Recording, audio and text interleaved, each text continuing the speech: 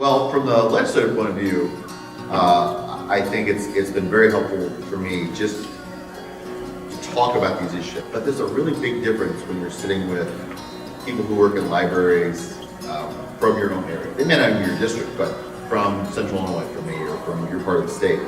From the other perspective, why would someone want to come from the library side? You are literally, we are your captain. You know, you want to talk about like, well, I can't remember the legislator. We are literally just sitting across the table for an hour. It's great access, and it's a great opportunity to put your point of view across. We vote on thousands of bills a year, and we may have personal knowledge of only a few, but for advocacy. What you need to remember is, even though we might have all these different backgrounds, if there's a tech bill, probably, there's only a few people that would have any real information on that from the get-go. So that's where advocacy comes in. And when people then reach out to us and say, here's what this bill does, or here's what this farming bill does, or here's what this criminal justice bill does, it helps us actually be informed voters on these topics. One benefit of the legislative meetup is that I notice what other legislators are there. So say there's 10 of us at the legislative meetup at the Tinley Park Library, and Paul Mills describes some situation, right, which gets my attention and leads to my introducing a bill.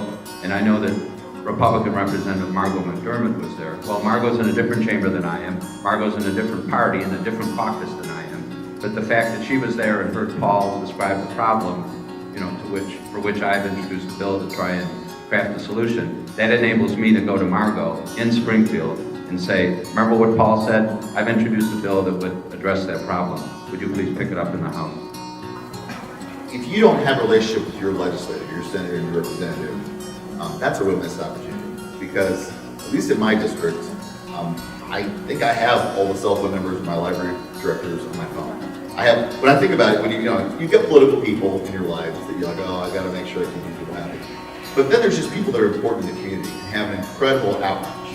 Okay, and now we're talking about probably school administrators and, frankly, library administrators.